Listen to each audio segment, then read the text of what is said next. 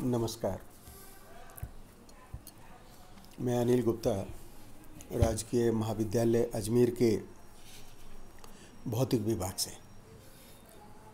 हमने अपने पिछले व्याख्यान में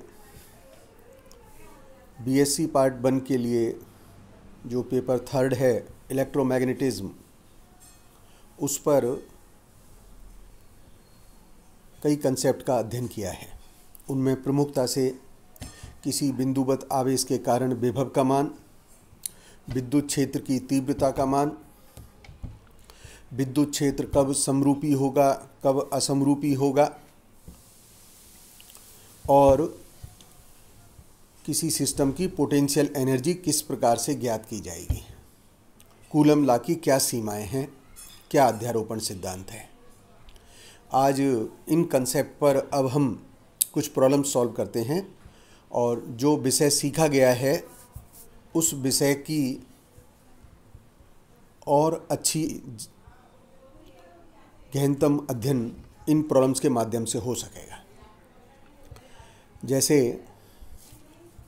पहला जो प्रॉब्लम है कि मान लीजिए दो समान आवेश 2 माइक्रोकूलम अनंत दूरी से एक दूसरे की ओर गति करते हैं।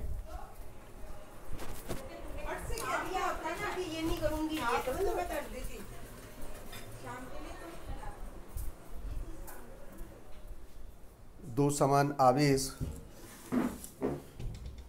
2 माइक्रोकूलम का अनंत दूरी से एक दूसरे की ओर गति करते हैं, तब उनके मध्य 10 एंगस्ट्रॉम की दूरी होती है।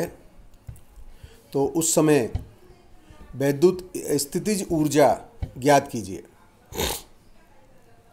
अनंत दूरी पर स्थित आवेश की स्थितिज ऊर्जा 0 होगी, और जब उनके मध्य में कोई दूरी r है तो उस समय निकाय की स्थितिज ऊर्जा ही उनकी स्थितिज ऊर्जा में वृद्धि होगी। तो इसका जो मान है हमने जो निकाला है वो है k Q1 Q2 by R। दोनों आवेश का मान दे रखा है। दोनों आवेश का मान 2 माइक्रोकूलम है। k का मान 9 × 10⁹ है, और दोनों के मध्य की जो दूरी है 10 एंगस्ट्रॉम है। 1 एंगस्ट्रॉम इस 10⁻⁻10, इसलिए जो दूरी हो गई वो 10⁻⁻10 -10 इंटू 10, दैट इज़ 10⁻⁻9। जब हम इनको सब्स्टिट्यूट कर देते हैं तो हमें स्थितिज ऊर्जा में जो वृद्धि है वह मान ज्ञात हो जाएगा। एक प्रॉब्लम लिया है, मान लीजिए 3 आवेश हैं Q 2Q -4Q एक समबाहु त्रिभुज के कोनों पर स्थित हैं, और त्रिभुज की जो भुजा है वो 0.1 मीटर दे रखी है। Q का मान 1 माइक्रोकूलम दिया है, तो निकाय की वैद्युत स्थितिज ऊर्जा ज्ञात करनी है। हमने अपने पिछले व्याख्यान में बताया था कि यदि अनेक आवेश हों, n बिंदुवत आवेश हों, तो किस प्रकार से हम निकाय की स्थितिज ऊर्जा को ज्ञात करेंगे। अब इस केस में 3 आवेश हैं, तो तीनों बिंदुवत आवेश के कारण जो स्थितिज ऊर्जा बनेगी उसका मान होगा U = K Q1 Q2 by R21 plus Q2 Q3 by R32 plus Q3 Q1 by R13। Q1 का जो मान है वह Q कूलम दे रखा है। Q का मान 1 माइक्रोकूलम है। Q2 2Q है। Q3 -4Q है। तो Q1 Q2 Q3 के मान रखे जा सकते हैं, और चूंकि त्रिभुज समबाहु त्रिभुज है, समबाहु त्रिभुज होने के कारण R21 R32 और R13 के मान समान होंगे, और इस प्रश्न में इनकी जो दूरी है यह 0.1 मीटर दे रखी है। K का मान हमें ज्ञात है, अतः इन सब वैल्यूज को सब्स्टिट्यूट करके हम तीनों बिंदुवत आवेश के कारण निकाय की स्थितिज ऊर्जा को ज्ञात कर सकेंगे। तीसरी प्रॉब्लम में 3 आवेश Q1, Q2, Q3 एक समकोण त्रिभुज ABC की रचना करते हैं और आवेश के जो मान हैं वो बता रखे हैं। मान लीजिए 1.5 माइनस 0.5 तथा 0.2 माइक्रोकूलम के हैं और साथ ही हमको उस समकोण त्रिभुज की भुजाओं के बारे में दे रखा है। AC बराबर 1.2 मीटर, BC बराबर 0.5 मीटर और C पर एंगल 90 बन रहा है। तो इस स्थिति में हमसे पूछा गया है C पर स्थित जो आवेश है Q3 उसकी हमें स्थितिज ऊर्जा ज्ञात करनी है। इस स्थितिज ऊर्जा को ज्ञात करने के लिए हम जो फॉर्मूला प्रयोग कर रहे हैं वह है A पर आवेश Q1 के कारण विभव का मान निकाल लें, B बिंदु पर आवेश Q2 के कारण विभव निकाल लें, कुल पोटेंशियल ज्ञात कर सकेंगे और जब फिर पोटेंशियल एनर्जी हम ज्ञात करेंगे तो वो चार्ज इनटू पोटेंशियल के अंतर से आ सकेगी। तो A बिंदु पर Q1 के कारण बिंदु C पर जो विभव है उसका मान होगा KQ/R। K का मान हम जानते हैं और इसमें जो Q है वह हो गया 1.5 इंटू 10⁻⁻6 A पर आवेश के कारण C बिंदु पर विभव। उसी प्रकार से बिंदु B पर आवेश जो स्थित है उसके कारण जो विभव होगा उसका मान निकाल लें KQ/R। R हमको 0.5 दे रखा है। जब हम B2 के मान को सॉल्व करते हैं तो यह मान निकल के आता है -9 इंटू 10⁻3। देयरफॉर पॉइंट C पर टोटल पोटेंशियल हो गया B=B1 प्लस B2, दोनों को जोड़ दें तो यह पोटेंशियल का मान हो जाएगा 2.25 इंटू 10⁻3 वोल्ट। और अब हम स्थितिज ऊर्जा को ज्ञात कर सकते हैं। स्थितिज ऊर्जा का जो मान होगा वह आवेश गुणा विभवांतर होगा। इस प्रकार से हमको यह पोटेंशियल एनर्जी का मान 4.5 इंटू 10⁻⁻4 जूल प्राप्त हो जाती है। एक प्रॉब्लम जो नंबर 4 पे मैंने ली है उसमें बता रहा है दो समांतर प्लेटें के मध्य की जो दूरी है वो 0.5 सेंटीमीटर दे रखी है। प्लेटों के मध्य पोटेंशियल का मान दिया हुआ है, ये 8000 वोल्ट है और हमें कहा गया है प्लेटों के मध्य विद्युत क्षेत्र का परिमाण ज्ञात करें। इलेक्ट्रॉन का जो आवेश है जब प्लेटों के मध्य से गुजरता है तो इलेक्ट्रॉन पर कितना बल लगेगा यह भी ज्ञात करें।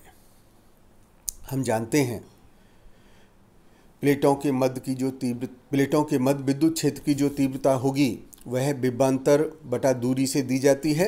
विभवांतर और दूरी दोनों के मान दे रखे हैं, अतः हम विद्युत क्षेत्र की तीव्रता को इस अनुसार ज्ञात कर लेते हैं और यह जो मान है यह 1.6 इंटू 10⁻6 वोल्ट पर मीटर ज्ञात हो जाता है।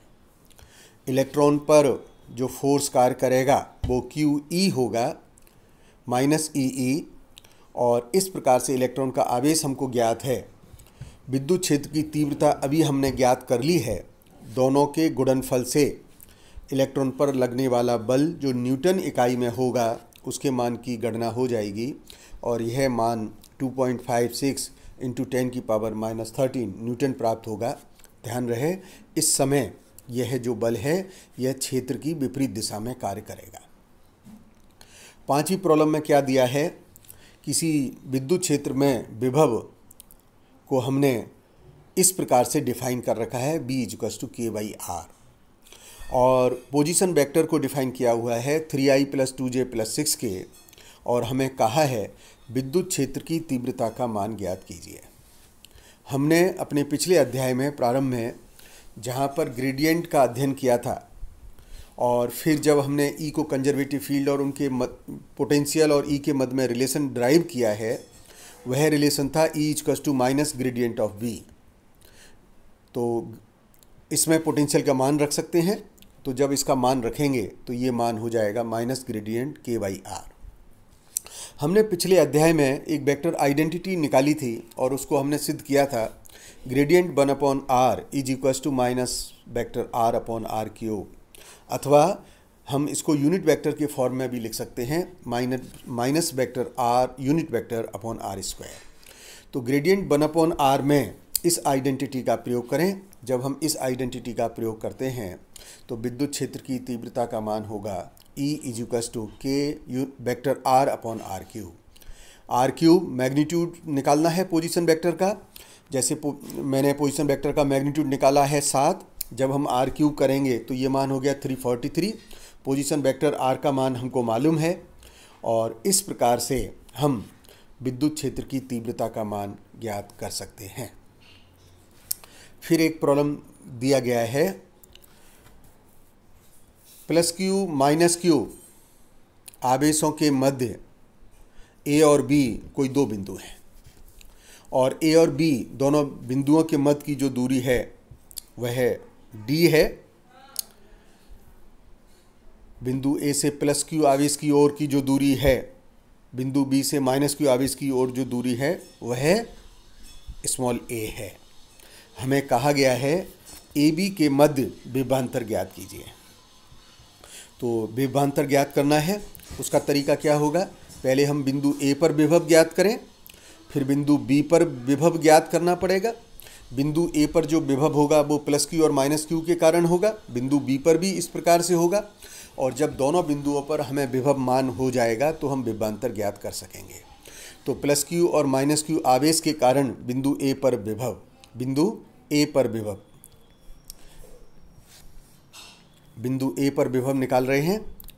+q के कारण दूरी कितनी रह गई? +q के कारण a, तो kq/a। -q में क्या हुआ? a दूरी दे रखी है, d और जुड़ जाएगी, इसलिए ये हो गया +k - q/d+a। बिल्कुल इसी प्रकार से हम बिंदु B पर विभव ज्ञात कर सकते हैं और B पर जब विभव ज्ञात करेंगे तो ये मान हो गया kq/d+a + k - q/a। हमने A बिंदु और B बिंदु पर विभव ज्ञात कर लिया है, विभवांतर ज्ञात करना है, इसलिए BA - BB दोनों जो मान निकाले हैं उन दोनों समीकरण से मान को रख करके BA - BB ज्ञात कर लेते हैं और इस प्रकार से यह मान निकल के आता है 2kqd/a d+a। एक और अच्छा कंसेप्चुअल प्रॉब्लम। किसी बिंदु पर स्थिर बिंदु आवेश के कारण 80 वोल्ट का विभव है और उसी बिंदु पर विद्युत क्षेत्र 20 कार्य कर रहा है। आवेश का मान और उस बिंदु की आवेश से दूरी को ज्ञात कीजिए। हम जानते हैं बिंदुवत आवेश के कारण किसी बिंदु पर जो विभव होगा वह kq/r होता है। k बराबर 1/4πε0। k का मान सब्स्टिट्यूट किया तो ये समीकरण हो गया 1/4πε0 q/r। यह विभव है और इस प्रॉब्लम में इस विभव का मान 80 वोल्ट दे रखा है। ये समीकरण नंबर 1 हो गई। दूसरा, उसमें विद्युत क्षेत्र की तीव्रता भी दे रखी है और इस तीव्रता का मान हो गया E = kq/r², that is 1/4πε0 q/r²। और इसको हम विद्युत क्षेत्र की तीव्रता 20 दे रखी है तो हमने इसको 20 रख दिया और ये इक्वेशन नंबर 2 आ गई। दोनों समीकरण की मदद से जो दो ऑब्जेक्ट हमको निकालने हैं, आवेश का मान और इस बिंदु की आवेश से दूरी की गणना हो सकती है। जब हम आवेश की दूरी का मान निकालना चाहें तो इन दोनों समीकरण को डिवाइड कर दें तो R बराबर हो गया B/E।